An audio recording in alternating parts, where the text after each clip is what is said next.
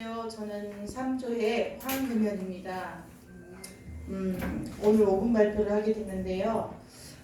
일단 제가 성경을 어디서 읽고 언제 읽느냐 그것부터 말씀을 드리면 저희 가족이 많아서 아침에 좀 제가 분주해요. 그래서 아이들을 먼저 다 내보내놓고 점심 전후에 주로 성경을 읽습니다.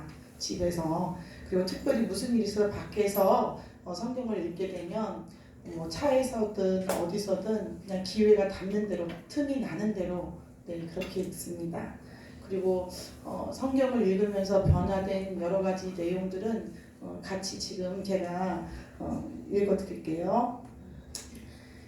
제가 말씀 통독을 시작하게 된 것은 수많은 성경 공부와 예배를 드림에도 잘 변하지 않는 성도들을 보면서 그들의 신앙의 성장을 간절히 바라고 돕는 자로서 과연 내가 무엇을 할 수 있을까 하는 한계에 부딪히면서였다.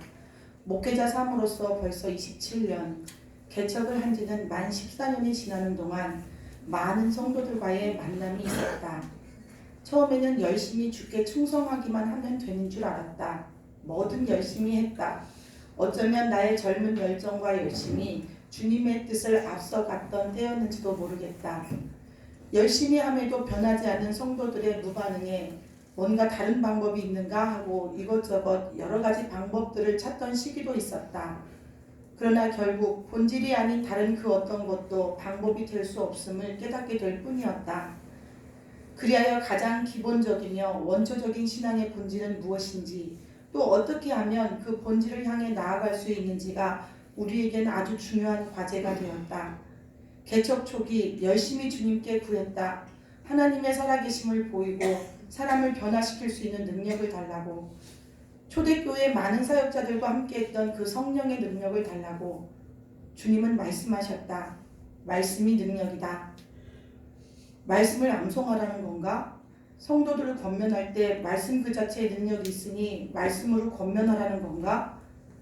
처음엔 말씀이 능력이라는 그 뜻을 정확히 알 수 없어서 여러 가지 성경 공부도 암송도 신학도 하면서 몇 년 동안 계속해서 주님께 물었다. 주님, 무엇을 말씀하시는 건가요? 말씀이 능력이라는 말씀이 무엇을 뜻하는지 나는 이제 안다. 그것은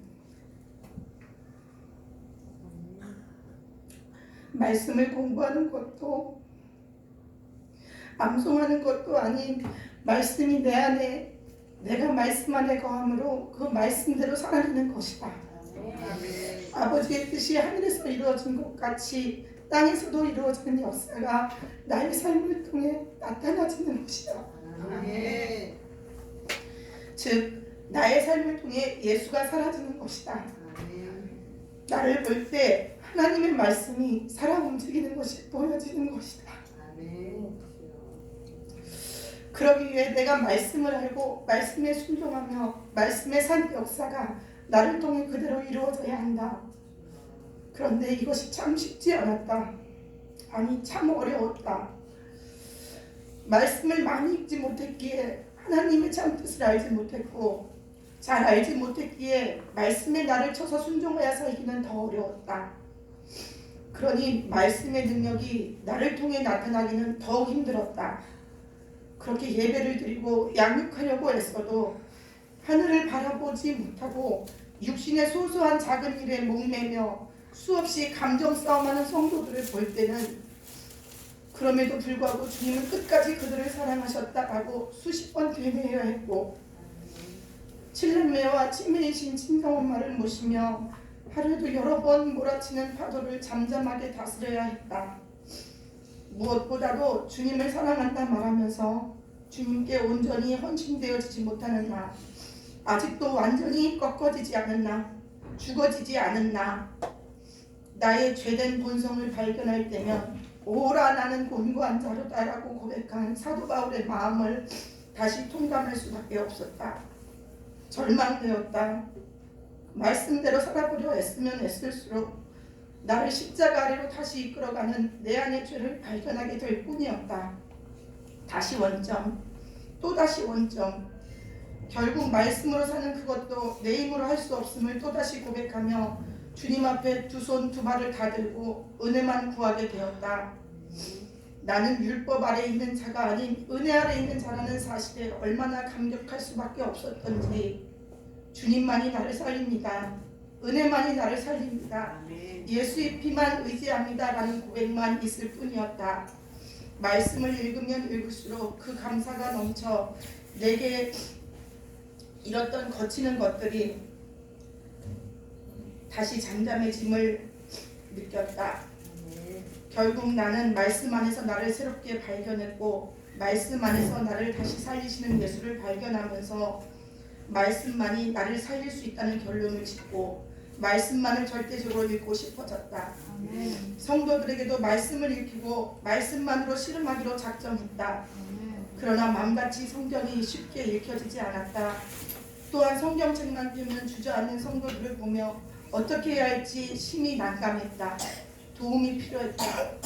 성도들을 어떻게 말씀으로 이끌어가야 하나 그렇게 고민하고 있을 때 레제나하우스 말씀 통독을 만나게 되었다.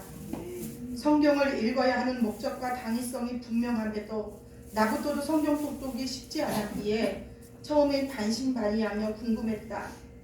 성격상 무슨 일을 시작할 때 생각도 많고 신중한 편이어서 시작이 더딘 편이다. 말이 좋아 신중이지 사실 의심이 많아 어느 정도 확실해져야만 움직인다. 그런 내가 도전 성경 전독을 읽으며 나는 왜 그렇게 성경 읽기가 어려웠는지 알게 되었다. 조 목사님의 말씀처럼 내가 말씀을 읽으려 했다.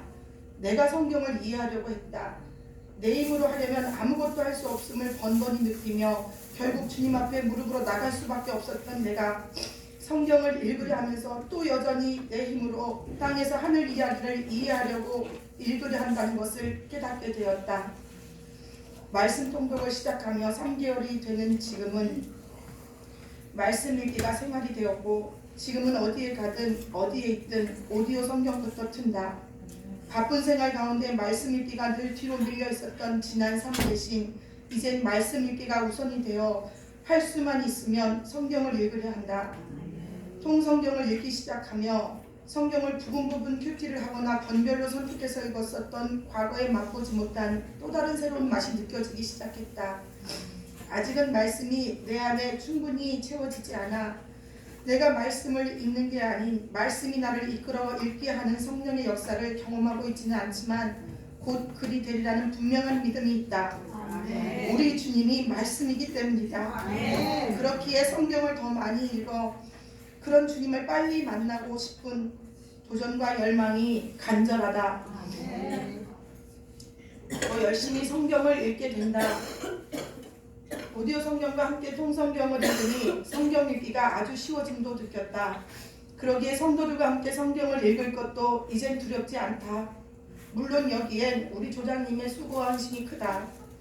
곁에서 지지해주는 자가 얼마나 힘이 되고 위로가 되는지 나는 여기서 나의 남은 사명을 다시 한번 발견하며 내가 먼저 훈련되어져야 함을 더 절감했다. 이런 기회를 갖게 하신 하나님께 감사드리며 이 사역에 수고하고 애쓰시는 여러분들의 수고에도 아름다운 열매들이 많이 맺혀지길 간절히 기도한다. 나를 날마다 말씀을 새롭게 하시는 주님을 위해 나는 날마다 죽기를 소원한다. 이제도 시작이다. 나의 달려갈 길은 아직 멀다. 할렐루야. 감사합니다.